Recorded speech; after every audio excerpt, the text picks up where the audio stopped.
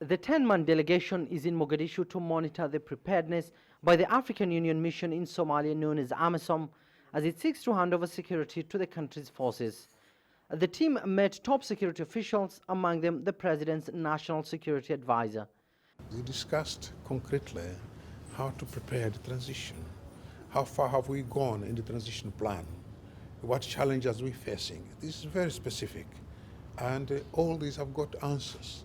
And we got answers. We needed to have, we told them clearly that we as AMISOM are represented in the core group with all our three components. The 22,000 multinational peacekeeping mission, drawn from 5 African countries, has been largely credited with stabilizing Somalia. A decade later, the mission has begun a drawdown of its forces, with at least 1,000 troops withdrawn from the country in December 2017.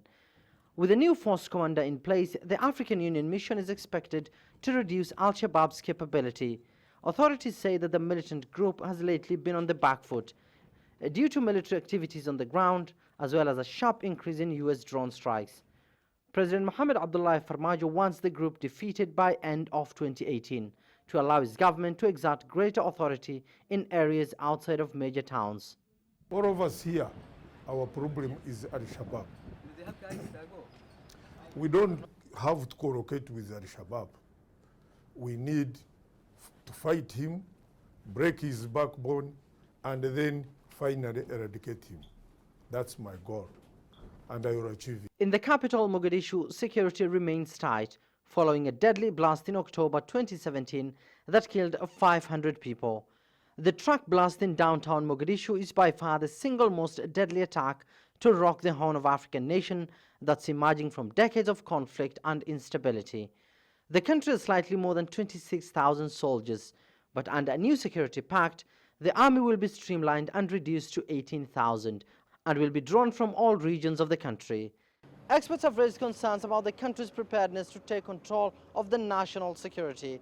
The country's security forces remain underfunded and poorly trained. Militant group al-Shabaab has also overrun several military posts in the past, raising serious security concerns among Somalia's international partners.